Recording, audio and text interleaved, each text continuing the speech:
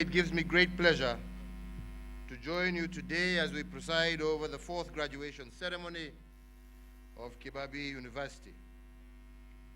We are here today to celebrate the academic achievements of these young men and women who have dedicated themselves and their energies, as well as their time, to transform their lives and the future of our country. We know quite well that most of you have had to deny yourselves of some pleasures and luxurious activities that are tempting at a youthful age in order to sacrifice and gain an education. And I therefore congratulate you all you graduates, for this tremendous achievement. You have proven that your 4 years in academic investment at this university were not in vain. Hongera sana, pongezi, well done.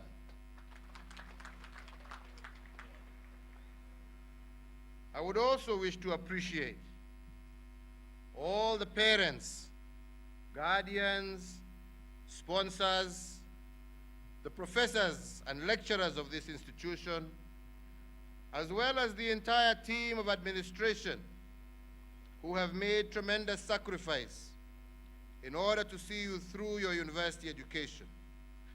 To you also, I salute you for the nurturing and support that you have given your students. Indeed, as a nation, we have made significant strides in uplifting our standard of living. We have endeavored to improve access to clean water, electricity connection, doing tarmac roads, just to mention but a few examples.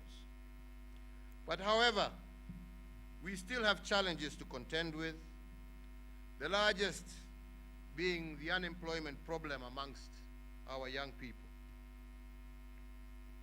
To deal with these challenges, we have adopted a comprehensive social economic development blueprint that we refer to as our Vision 2030.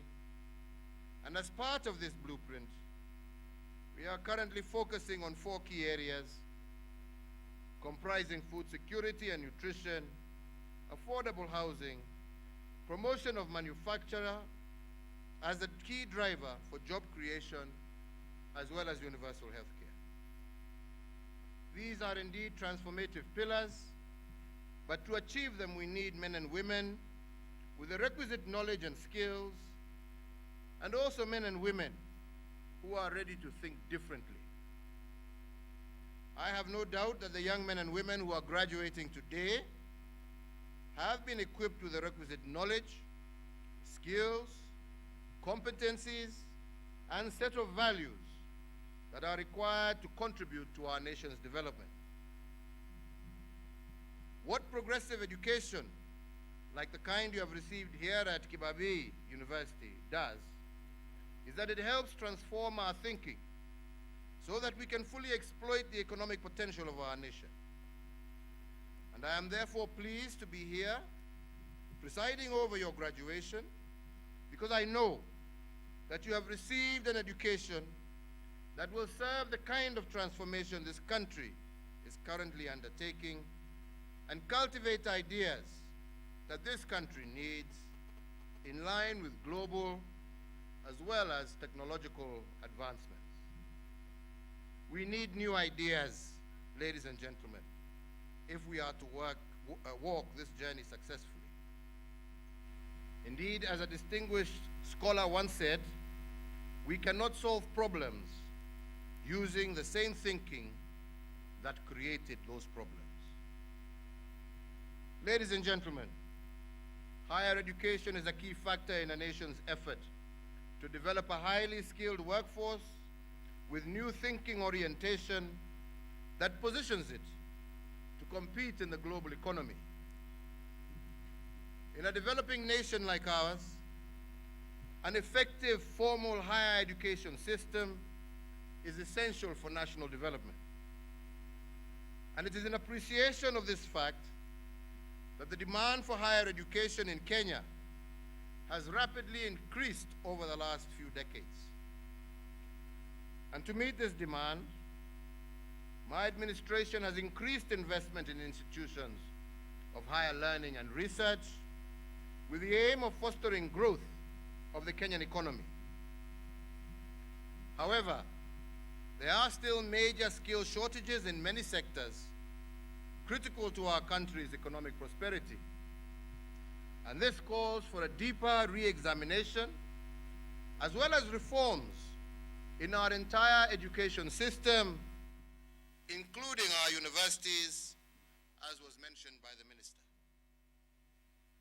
To survive in the 21st century, we must come up with a robust educational curricula that is designed to equip and enable the learners to develop and own intellectual capacities relevant to the world today. And this is why we have embarked on broad sector-wide reforms meant to streamline the operations of the local university sector. Indeed, today, I urge all universities to cooperate with the Ministry of Education in undertaking these reforms so as to ensure the institutions are able to produce high-quality graduates and better research outputs. All universities are therefore required to comply with the higher standards of training that have been set up by the ministry through the Commission for University Education.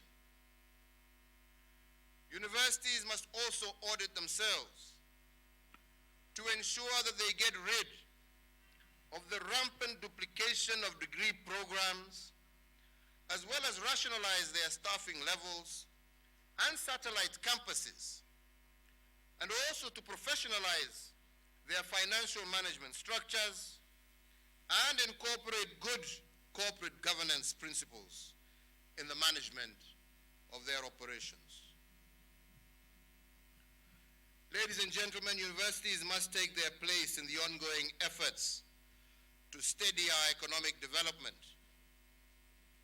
And I therefore urge all universities to double their investment in research and innovation that provide practical solutions to our economic as well as our social challenges, while at the same time informing our policy discourse. I believe that there is no doubt that the implementation of our government's Big Four agenda will accelerate and sustain inclusive growth, create opportunities for productive jobs, reduce poverty and income inequality, and provide a better future for all Kenyans. These intentions can only be successfully achieved if the planned programs are implemented in good time, guided by the principles of efficiency, effective, and good governance. Finally, ladies and gentlemen, I reiterate again my government's commitment to quality education. And in this regard, I call upon all stakeholders to be fully committed to the development of our young people as we roll out the new competency-based curriculum. I ask our universities and other institutions of higher learning, as well as our mid-level colleges, to take the lead in transforming our young people. The government will continue to offer an enabling policy environment and at the same time continue to support infrastructural growth and academic staff development in our educational institutions in order to ensure that our young people succeed in life. This we commit because we appreciate this fact that the future of Kenya lies on the success of our young people. For you, our graduates today, I encourage you to apply the wealth of knowledge that you have acquired to make a positive impact in our motherland and indeed the world. This world that you are about to join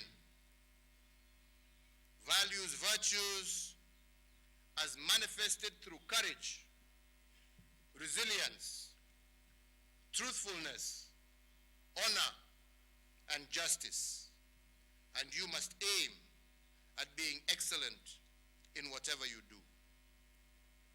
I challenge you today to portray the right attitude as you move to the world. I challenge you today to dare the status quo in academia, entrepreneurship, and even in politics.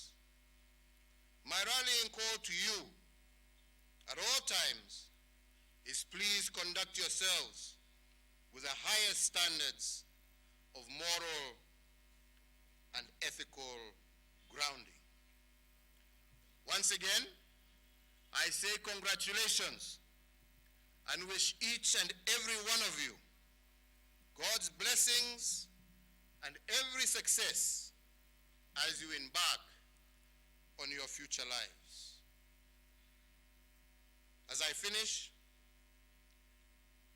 when I was here last, I offered 2 million shillings to be put into an endowment fund to support needy universities at this university.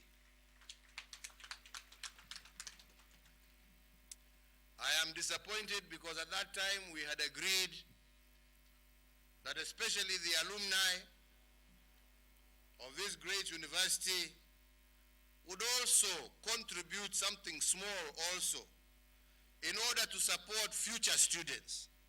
Lakini jameni hata ndururu moja hamjatoa. Pesa ni ile nilibakisha hapa jameni. So today, I add another 5 million shillings to that endowment fund.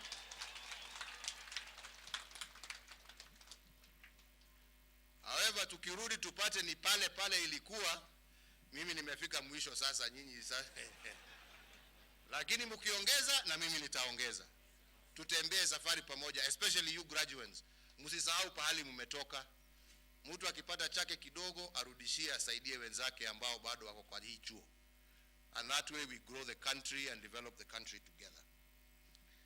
I think the second thing I also wanted to say, since this is my opportunity, I know I'm talking to, in Bungoma, I'm also talking to Kenya.